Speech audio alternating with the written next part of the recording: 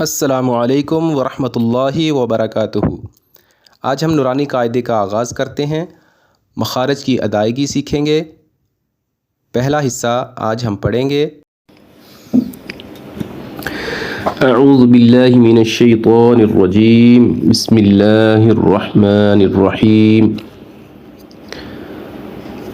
آج کے سبق میں ہم حروف کے مخارج کا بیان سیکھیں گے۔ کل مخارج 17 ہیں، تو آئیے میرے بھائیو ہم شروع کرتے ہیں۔ بسم اللہ الرحمن الرحیم۔ الف، واو، یا بحالت مدہ منہ کے خالی حصہ کی ہوا سے، یعنی کہ منہ کے خالی حصہ سے یہ پڑھے جائیں گے، ہوا سے پڑھے جائیں گے۔ الف، کچھ نہیں کرنا ہے، زبان کو ادھر ادھر نہیں لگانا ہے، نارمل طریقے میں پڑھنا ہے، منہ کے درمیان میں۔ الف، واو، یا، الف، واو، یا، نارمل کنڈیشن میں پڑھے جائیں گے۔ الف، واو، یا، الف، واو، یا۔ حمزہ، ہا، حلق کے آخر سے جو سینے کی طرف ہے،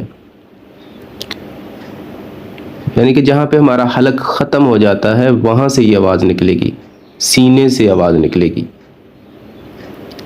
حمزہ، حمزہ، ہا، حمزہ، ہا۔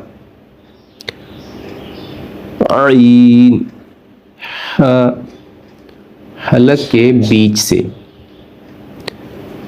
یعنی کہ ہمارے حلق کے درمیان سے یہ آواز نکلے گی، حلق میں سے یہ آواز نکلے گی، ان دونوں کی۔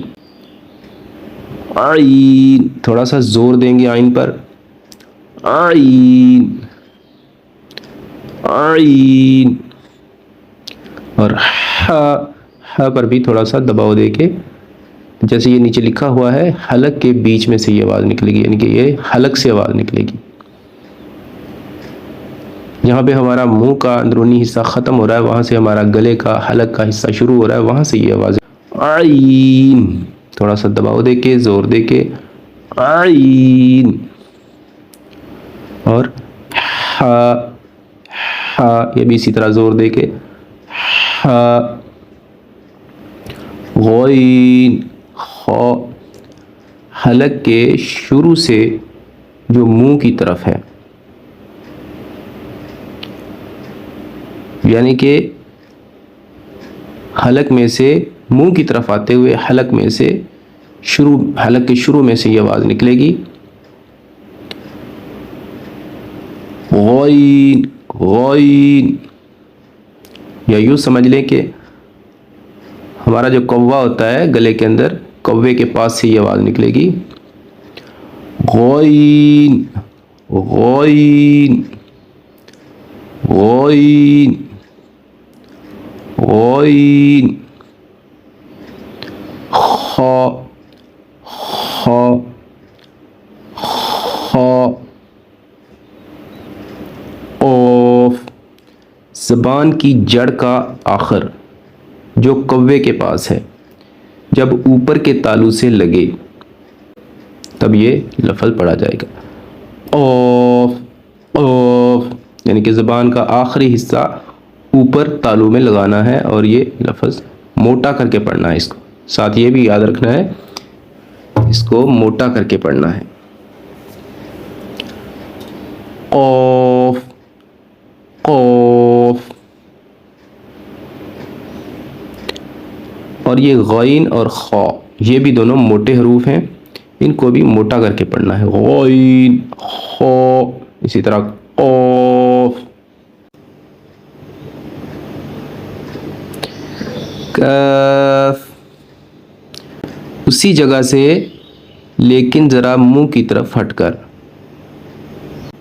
یعنی جس جگہ سے موٹا کاف پڑھا جائے گا اسی جگہ سے یہ والا کاف بھی پڑھا جائے گا، لیکن ذرا منہ کی طرف ہٹ کے، مطلب وہ والا قاف حلق کی طرف جاتے ہوئے، اندر کی طرف جاتے ہوئے، اور یہ والا قاف منہ کی طرف آتے ہوئے، لیکن دونوں صورتوں میں زبان اوپر تالو میں لگے گی، زبان کا آخری حصہ اوپر تالو میں لگا کے.